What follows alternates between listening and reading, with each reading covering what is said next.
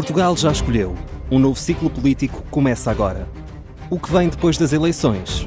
Aceda à informação que não cabe numa manchete. Assine hoje, com até 55% de desconto, e habilite-se a ganhar um dos 10 cartões oferta FNAC que temos para oferecer. Tudo em observador.pt.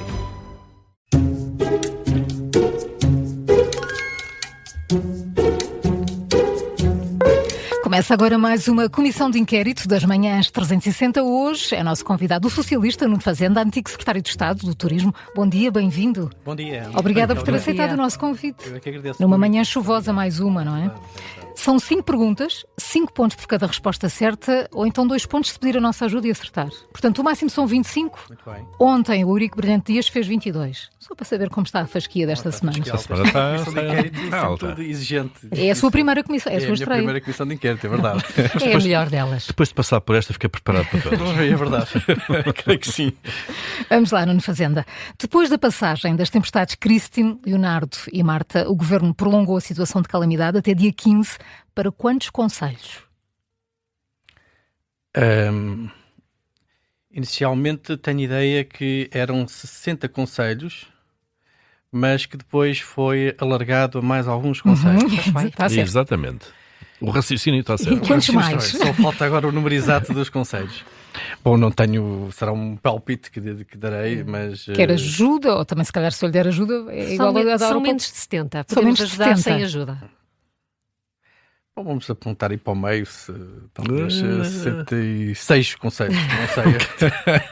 Quer ajuda? Se calhar é capaz de ser melhor. Então, 65, 67 ou 68? Mas não tem nada, não é? Bom, mas 65 já não é, que senão já tinha certo. sido. Portanto, vamos apontar para os 68, não sei. É isso Sim, mesmo. menos é mal. isso mesmo. É isso mesmo. Obrigado pela ajuda. Este é o timing certo para a admissão da Ministra da Administração Interna.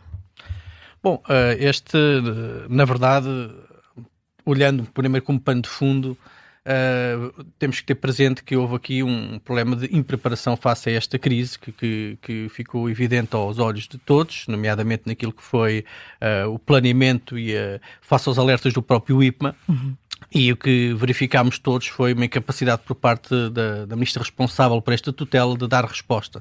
De facto, nós só ao terceiro dia após a tempestade é que tivemos declarações por parte da senhora ministra da Administração Interna e só ao quinto dia é que foi, aliás, ativado o Plano Nacional e até reunida a Comissão Nacional de Emergência e Proteção Civil, que ela mesma é presidida pelo senhor Primeiro-Ministro. Nunca há um timing certo, mas aquilo que nós podemos verificar é que, por um lado, e fazendo aqui uma avaliação política, se podemos fazer assim, é que houve aqui o país perdeu uma boa provedora de justiça, porque de facto revelou competências e currículo e capacidades noutras áreas, mas manifestamente nesta dimensão houve aqui um erro da política por parte do Sr. Primeiro-Ministro, num primeiro momento na escolha, porque se revelou uma escolha que não foi eficaz e deste ponto de vista esta demissão é a confissão do falhanço nesta área. Na própria gestão, porque a gestão não foi a melhor e também ela está reconhecida, e agora, neste momento, em plena crise e em plena guerra, se assim quisermos, entre aspas, caricaturando, é que há uma demissão em que, inclusivamente, não há sequer uma sucessão logo à partida. E o que isto quer dizer, no fundo, se quisermos, sistematizando, são 2 sinais desta demissão. A primeira é a confissão de um falhanço nesta gestão da crise e a segunda é que esta demissão não ficará por aqui. Porventura, o que estaremos aqui em perspectiva é uma revisão do governo, uma remodelação do próprio governo, na medida em que, quando o Primeiro-Ministro assume e não apresenta logo alguém, é porque porventura estará a pensar também noutras áreas onde existem fragilidades, nomeadamente na área da saúde. Se ocorrendo essa remodelação, acha que devia ocorrer ainda com Marcelo Rebelo de Sousa como Presidente, ou devia aguardar já depois da tomada de posse de António José Seguro? Eu creio que essa é uma avaliação que só o Sr. Primeiro-Ministro poderá fazer e nesse contexto não tenho uma opinião formada, mas creio que só a avaliação política do Sr. Primeiro-Ministro parece-me que é importante, sempre com maior brevidade, que o país tenha uma estabilidade governativa e com os seus membros do governo claramente identificados. Mas aí claramente tem que ser uma avaliação do próprio Sr. Primeiro-Ministro sobre aquilo que deve ser feito, sendo que no caso há áreas de notória fragilidade que são conhecidas, era o caso da Senhora Ministra da Administração Interna, a área da saúde, que ainda hoje é também noticiado aquilo que é o relatório e notícia do estado da saúde e com o agravamento que se verifica, seja nas consultas, seja nas cirurgias, seja nos médicos de família, onde, aliás, nos últimos anos temos verificado uma grande instabilidade institucional, portanto, de mudanças em várias áreas, e também, porventura, a área do trabalho, onde verificamos também alguma contestação. Mas, enfim, essa é sempre uma avaliação que cabe ao Sr. Primeiro-Ministro fazer, e é isso que posso referir neste contexto. Ainda voltando à questão da tempestade, até que ponto é que se pode responsabilizar o Governo por um fenómeno tão extremo, tão prolongado, tão intenso como este que Portugal tem estado a passar nas últimas 2 semanas? Sim, há um ponto que tem toda a razão. Não há governo que consiga segurar o vento com as mãos. Mas há uma coisa que é verdade, é que um governo pode, pelo menos face aos alertas das instituições como o IPMA, que alertou, mas o governo desvalorizou. E, portanto, aí sim, um governo pode preparar-se, pode, quando eu falava há pouco da reunião da Comissão Nacional de Emergência e Proteção Civil, reunir-se 5 dias depois da tempestade Kristen é manifestamente tarde. E, portanto, aquilo que nós deveríamos ter feito, ou que o país devia ter feito e o Governo, era, face aos alertas, ter tido reuniões logo com essa comissão, porque, aliás, nessa comissão não é uma comissão que se reúne, é uma comissão preparada para este tipo de tempestades, para este tipo de fenómenos, que é presidida pelo Sr. Primeiro-Ministro, onde, aliás, podia haver articulação com o próprio Ministério da Defesa para mobilizar todos os meios. E o que nós verificamos é que estes dias depois, que são quase 15 dias depois, há ainda pessoas hoje que estão sem luz. Ora, para além daquilo que foi as falhas de comunicação, hoje verificamos que há briefings, há maior cuidado de comunicação e isso é positivo. Mas a verdade é que demorou muito tempo também do ponto de vista comunicacional e os portugueses têm que ser informados. Já o tínhamos verificado também no apagão, que houve também um apagão na comunicação do Governo e isso, pelo menos naquilo que diz respeito à comunicação ao país, e esse foi um aspecto que do nosso ponto de vista falhou. Nuno Fazenda, vamos avançar então para a próxima pergunta. Qual foi o primeiro bem imaterial português a ser reconhecido pela Unesco como património mundial? A primeira vez que tivemos um bem imaterial reconhecido pela Unesco. Imaterial. Bom, aqui é mais por uma razão de afetividade também. Não sei se é a paisagem cultural evolutiva e viva do Alto Douro Vinheteiro, mas talvez não seja. Com ajudas, vamos ver se com ajudas. Esse não será material, pensando. Não, a paisagem, a paisagem talvez, foi. Tenho ideia que sim. Mas talvez ajude. Vamos dar-lhe ajudas. O fado, a dieta mediterrânica ou o canto alentejano? O fado. Em 2011. Estamos aqui, o país está a tentar reconstruir. Mas só corrigir, o Paulo é capaz de ter razão, porque na verdade o Alto Douro Vinheteiro foi antes de 2011 e, portanto, antes, mas se assim foi... já vou confirmar, mas não foi bem imaterial, é outra categoria das designações da Unesco. Ok, muito bem. Sobre esses não. Mas isso é sempre bom, estamos sempre a aprender. Não quero com isto vulgarizar a aprendizagem coletiva, mas bom, é sempre bom a aprendizagem. É sempre bom. Os imateriais não se destroem com as tempestades, mas a atratividade e o destino turístico, e estamos aqui a falar da sua área, podem sofrer muito com isto que está aqui a acontecer. Vai ser preciso reconstruir muito o país. Isso pode ter impacto nos anos recorde que temos tido. Bom, Portugal é um caso de sucesso no turismo e nessa medida deve ser valorizado e cuidado. O turismo do país deve ser permanentemente cuidado e valorizado, tem sido um fator de desenvolvimento económico, de geração de emprego e até de coesão territorial. E, portanto, desse ponto de vista, creio que deve-se uma saudação àquilo que são as empresas do turismo, aos trabalhadores do turismo e também a políticas públicas adotadas por diferentes ciclos governativos. Essa consistência que tem havido ao longo dos anos tem permitido que Portugal se afirme como um destino turístico de excelência. Evidentemente que isto tem impactos, sobretudo naquilo que são os territórios afetados, e nessa medida deve o Governo promover as diversas medidas que permitam recuperar as condições de vida e daquelas empresas que foram afetadas. Em termos de imagem, tem sempre algum impacto, mas eu devo-vos dizer que teve muito mais impacto aquilo que foram as longas filas nos aeroportos, que correu o mundo inteiro, não só pelas notícias que deram, mas também por aquilo que era partilhado por quem visitava o nosso país de estarem 6, 7, 8 horas à espera. E aí também, permita-me que diga, também foi uma falta de planeamento, porque houve muito tempo que sabia que esse sistema ia entrar em vigor. Depois no verão, tivemos o Sr. Ministro das Infraestruturas e da Habitação que dizia que em 2 semanas se resolvia o assunto. Estamos em maio, junho, e a verdade é que o assunto não se resolveu e agravou-se. E chegámos à altura do Natal, eu próprio questionei a Sra. Ministra da Administração Interna se haveria algum plano de contingência, como é habitual para estes períodos de maior afluência, e uma semana foi-me dito que, naquela audição, que é pública, não foi uma comissão de inquérito, foi uma comissão parlamentar, é que estariam a pensar e a trabalhar nesse mesmo plano de contingência. Ora, o que nós vimos foi as maiores longas filas que assistiu na história do aeroporto, no Natal e no fim de ano. Isso sim teve um impacto muito significativo na imagem externa de Portugal.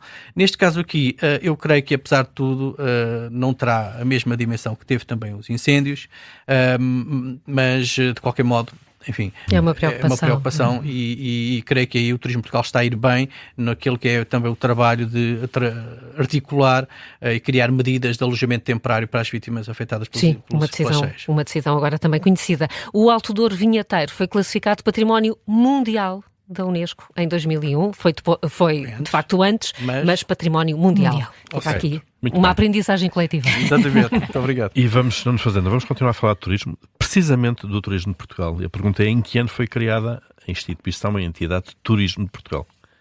Muito bem, é uma boa pergunta. Isto não está, do ponto de vista das datas e dos factos, não está a correr nada bem, mas enfim, só para tentar mitigar.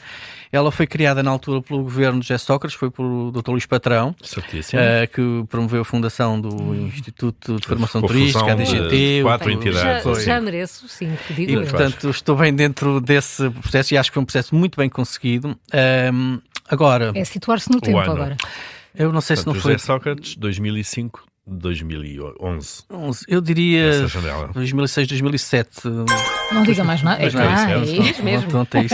Foi em maio de 2007. Tem razão, e aí parece é das políticas públicas mais estáveis, passa governos e com maior sucesso. Já há pouco falou do sucesso do turismo. A pergunta que se coloca é um bocadinho ao contrário. Será que em termos económicos não estamos a colocar demasiados ovos no mesmo cesto? Eu creio que nós temos que olhar para o turismo como um ativo estratégico que deve ser preservado e valorizado. E isso tem sido feito, bem feito, e deve ser continuado, mas cuidando daquilo que é a preservação dos nossos recursos turísticos. Leia-se o património natural, os ativos culturais, as nossas cidades onde existe maior densidade turística, tem que haver maior regulação porventura. Portanto, essa é uma dimensão. Mas também temos que ter uma diversificação da nossa economia. E a verdade é que nós, nos últimos anos, tivemos um recorde de exportações de bens e serviços, e que não é só do turismo. O turismo está lá também está lá nessa ficha, mas tivemos outros setores como a metalomecânica, onde, aliás, teve maior valor de exportações do que o próprio turismo, e, portanto, tem havido essa preocupação de diversificação da economia, e esse é um caminho que deve ser feito. Evidentemente, não devemos ter os ovos todos no mesmo cesto, aliás, foi uma expressão usada nas últimas presidenciais. Sobre outros ovos e outros cestos. Exatamente. Claro. Mas também neste caso devemos ter uma diversificação da economia, e o país tem procurado fazer isso entre 2008, enfim, nos últimos governos, nos últimos 8 anos, e permita-me que fale aqui do ciclo governativo do Partido Socialista, houve um aumento e um recorde de exportações sucessivos e nas mais diversas áreas. Hoje temos sinais de alguma preocupação, nomeadamente no setor têxtil, e isso é algo que nos preocupa, que é um setor estratégico do nosso país, mas sim, concordo, Paulo, com o que refere que deveremos promover uma diversificação da economia, mas Portugal ainda está longe. Eu bem sei que se diz muito isso, de que Portugal depende do turismo, mas na verdade o turismo é importante, mas há muito mais vida para além do turismo, que é positivo para o país. Disse que de facto temos de ter cuidado e fazer aqui alguns equilíbrios nas cidades, ou no centro das cidades, das grandes cidades. Temos turismo a mais ou não? Temos que ter, o que temos é o desafio de regular e gerir melhor o turismo nessas cidades. E isso é algo que nós deveríamos ter feito melhor. Primeiro ponto, dizer que o turismo teve um papel muito importante no rejuvenescimento e requalificação das cidades, há uns anos atrás, e designadamente até através do próprio alojamento local, mas o que se impunha também é aquilo que é uma melhor regulação e um maior equilíbrio entre aquilo que é a vida dos residentes, as necessidades de habitação e o desenvolvimento do turismo. E isso é algo que constitui ainda hoje um desafio para promover esse equilíbrio entre o desenvolvimento turístico e também a qualidade de vida das pessoas nas grandes cidades. E, portanto, essas melhor gestão dos fluxos que se impõe. Eu ainda não acompanho essa tese do turismo, mas acho que temos de ter ainda melhor gestão dos fluxos turísticos. Então, Nuno Fazenda, vamos agora ao cesto de Belém. E aos ovos. Quem é o atual chefe da Casa Civil do Presidente da República? O atual. Vou precisar de ajuda. Fernando Frutuoso de Melo, Nunes Liberato, João Bonifácio Serra. Eu creio que será João Bonifácio Guerra. Nunes Liberato não é? Queres dar outra vez? Já foi. Frutuoso de Melo, já foi. Foi com o professor Cavaco Silva, não é? Exatamente. Então, Então, João Bonifácio Serra ou Fernando Frutuoso de Melo? peço desculpa. Fernando Frutuoso de Melo. Fernando Frutuoso de Melo. Estou a olhar da Maria João Simões, muito generoso. Sim. Só não pisquei o olho. Pois, exatamente. João Bonifácio Serra foi o último dos chefes da Casa Civil de Sampaio. Okay, bom, e depois Nunes Liberato de Cavaco Silva. Agora, não é fácil esta comissão de inquérito. Não é, não. É, por isso é que dizemos que isto é uma Quero preparação... voltar já para o Parlamento. É mais fácil lá. Para o debate quinzenal. Agora não sabemos quem António José Seguro vai escolher, mas sabemos que o Palácio de Belém vai voltar a ser habitado por um socialista depois destes 20 anos. Isto pode favorecer o Partido Socialista e mostra que afinal o país não virou tanto à direita como se dizia? Não, eu acho que sobretudo pode favorecer o país. O Presidente da República, António José Seguro, vai favorecer o país e há aqui 3 ou 4 aspectos que me parecem muito relevantes. Um primeiro é que tem que ver com aquilo que é a sua abrangência em termos de legitimidade política. Teve, como já é sabido, a maior votação de sempre para um cargo político no país. E isso é uma grande força política que deve ser reconhecida. Graças ao eleitorado da direita. De várias áreas políticas da direita, da esquerda, e isso é muito relevante, sendo também, como é sabido, um candidato apoiado pelo Partido Socialista, e isso todos sabemos também o seu histórico, a sua história e o seu passado, que é também muito reconhecido. O segundo ponto é que também, como é sabido, é um registro de serenidade que também se impõe ao país. Maior serenidade de sentido de Estado e de equilíbrio e de moderação. O país precisa de moderação e de menos excitação. E é o que nós temos tido mais nos últimos tempos, é mais gritaria e é preciso alguma calmia também nos tempos políticos que vivemos. E desse ponto de vista é também um ativo para o país. E depois, terceiro ponto, é aquilo que são algumas mensagens políticas que deixou em áreas críticas. Falou, desde logo, que o primeiro Conselho de Estado será ao nível da segurança e da defesa, e isso é especialmente importante nos dias que correm no mundo e também na segurança interna, e vemos também aquilo que é, neste momento, a proteção civil, estamos a falar de temas de segurança.